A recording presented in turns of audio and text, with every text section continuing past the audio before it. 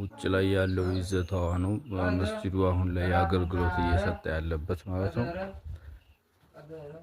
ይሄ ወደ ውስጥ ስንገባ እዚህ በግርዶሽ የምትመለከቱት ለእህቶቻችን ለቂራት የሚቀሩበት ነው።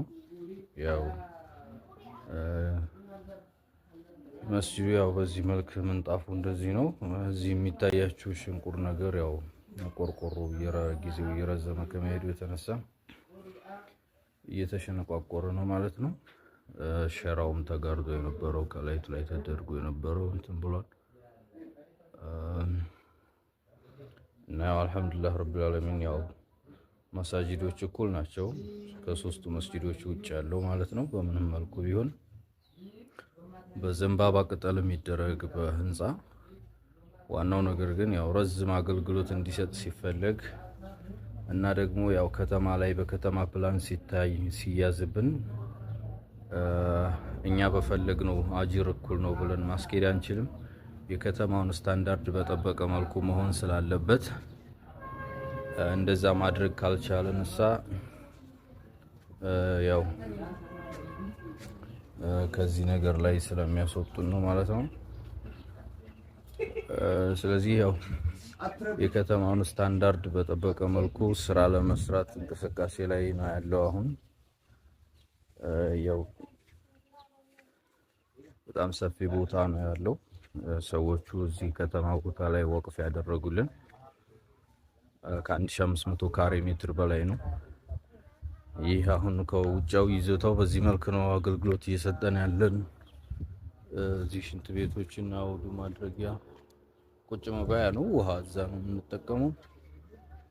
የውዱ እቃዎች ናቸው እነዚህ። ይሄ ግን ያው የምትመለከቱት በጣም ሰፊ ቦታ ለተባለው ዲዛይን ቀርቶ ሌላም ማስጨመር የሚችል አለ። በአላህ Subhanahu Wa Ta'ala ፍቃድ ከሱ ፍቃድ በመቀጠል በሙስሊሞች በወንድም እህቶቻችን ርብርብ ይሰራን ይገነባን የከተማውን ስታንዳርድ በጠበቀ መልኩ ማለት ነው። በአላህ Subhanahu Wa Ta'ala ፍቃድ እና ይሄንን ግብ እውን ለማድረግ የሁሉም እህት ወንድሞች ርብርብ ያስፈልገን። ያው ይሄ ኢንሻአላህ አሁን ጾም ነው ብለን እንጂ ባህር ዛፎቹ ይነቀላሉ። ኦሬዲ መሰረት የሚቆፈርበት ጊዜ ላይ ነው ያለነው። ኢንሻአላህ ከተወሰነ ጊዜ በኋላ ባህር ዛፎቹ ይነቃቀላሉ፣ መሰረት የሚቆፈራን። ሰዎች ያው ስራው ከተጀመረ በኋላ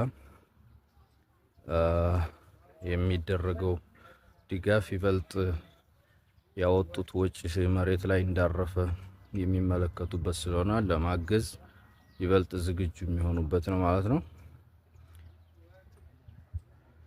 እና ዱዓ አድርጉ። ዋናው ነገር ዱዓ ነው። ከዛ በመቀጠል በገንዘቦቻችሁ፣ በጉልበቶቻችሁ፣ በሐሳቦቻችሁ እርዳታችሁን እንሻለን።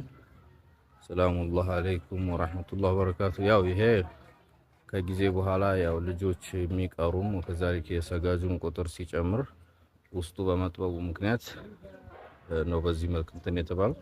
ያው ተነጥፏል እንደምትመለከቱት ምንጣፍ አለው ሙሉ ተነጥፏል። በዚህ መልኩ ማለት ነው።